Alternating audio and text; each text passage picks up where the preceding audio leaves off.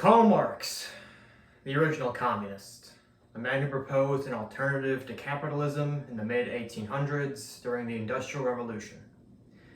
This video will cover Marx's life, his economic philosophy, and its consequences. Let's begin. Marx was born in Western Prussia in 1818, here. In 1842, Marx became a journalist for a local newspaper, and being a member of the press was able to gather the thoughts and opinions of the workers who operated them. From these workers, Marx learned how horrible the working conditions were. Marx already disliked capitalism, but from what he was seeing, he needed to report on it, and he did, until he was fired for his radical writings and exiled to France. In 1843, he moved to Paris and continued his work as a journalist, publishing about the flaws of capitalism and the struggles of the worker. In 1848, he published the Communist Manifesto. In it, he lists the flaws of capitalism and what he believes should replace them. He would eventually be exiled to London in 1849. Marx believed there were 5 flaws with capitalism. These are: modern work is alienating, modern work is insecure, workers get paid little while capitalists get rich, capitalism is insecure, capitalism is bad for capitalists. Marx's solutions were no private property, steeply graduated income tax, centralized control of the banking, communications, and transport industries, along with free public education. Marx died in 1883, never seeing his communist revolution. However, his ideas would continue to inspire many others, who in the coming decades would take advantage of the first crisis they saw.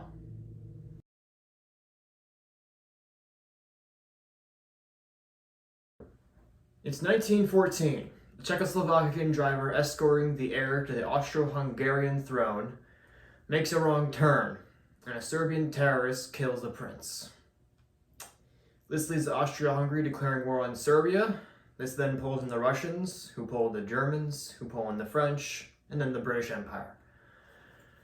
Skipping ahead 3 years, it's 1917. Now, while everyone is dying to starvation, chemical weapons, machine guns, artillery, trench foot, disease, or some combination of all of them, the Russians had all of that, but worse. Their monarchy was incompetent to the point they believed some Siberian guy on pot was able to heal their son.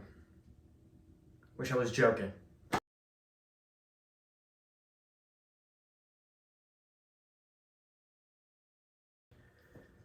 The Russian people overthrew their monarchy and replaced it with a republic that promised to get them out of the war. And then they didn't.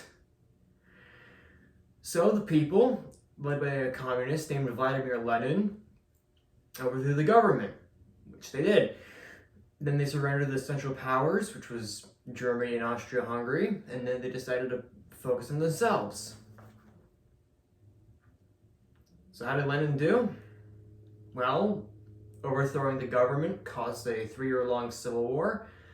Lenin was shot but survived. He broke the economy, caused a famine, and then died of a stroke. He did create the first communist country, named it the Union of Soviet Socialist Republics, or the USSR, or the Soviet Union for short. To be fair, not the best start. Can't get any worse, right? After Lenin died, a Georgian, not that one, named Joseph Stalin took the reins. How did he do? Well, he continued exporting grain while his people starved to death. He told farmers to kill their landowners so the government could take over. He killed anyone who opposed him, or he thought opposed them. He began the fastest and harshest industrial project of any nation, making the working conditions of the Industrial Revolution look appealing. And in 1936, he began the Great Purge, killing and slashing and turning anyone suspected of counter-revolutionary thoughts. This included anyone who lived in the Soviet Union. However, these purges would subside in 1938, all around killing 1.2 million people. It's still bad, surely things can only get better in years to come, right? The purges are over, and Should be fine, right? Right?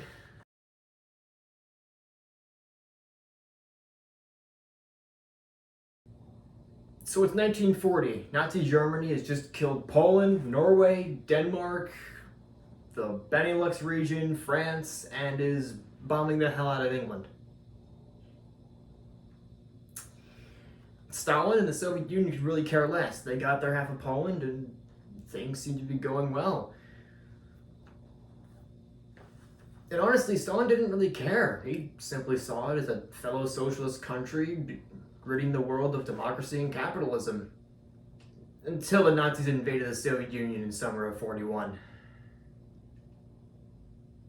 Stalin initially killed any generals who failed to meet their objectives and incited the infamous Order 227, where if any Soviet soldier was caught retreating, they were to be shot on sight. Despite this, in 1942, the Soviets stalled the Nazis and began to push them back to Berlin, ending the war in 1945. Now, I know what you're thinking. Yes, Stalin's still killing a lot of people. Third time's the charm. I'm sure this can't get any worse. So Stalin reinstated the purges for the next few years. In the meantime, he blockaded West Berlin, set up the Iron Curtain, aided communists in China, helping them win the Chinese Civil War, caused another famine. I don't know, I guess he was bored or something. Oversaw the Soviet atomic project, incited the Korean War, and then died of a stroke in 1953. It's like poetry, it rhymes. The Soviet Union would continue through the Cold War, aiding communist revolutions across the world until its collapse in 1991.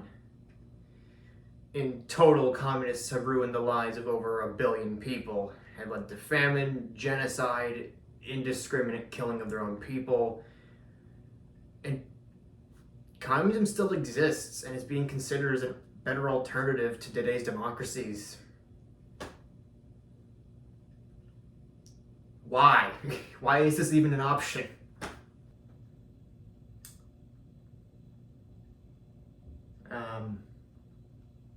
Yeah, here's a map of every communist country in the world. I'll move to the side so we can get a little bit bigger. Or at least every place has tried communism or socialism. It's a lot of places. And here's a list of everything.